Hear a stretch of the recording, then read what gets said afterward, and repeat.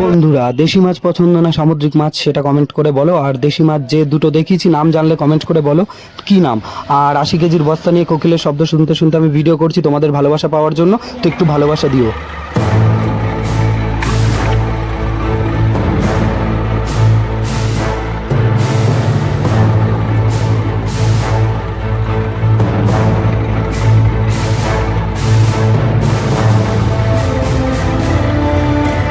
তো বন্ধুরা, দেখতেই পাচ্ছ আমি ভূত ধরতে বেরিয়ে গেছি। ভূতগুলোকে বোতলে ধরবো, ধরে আটকে রাখবো।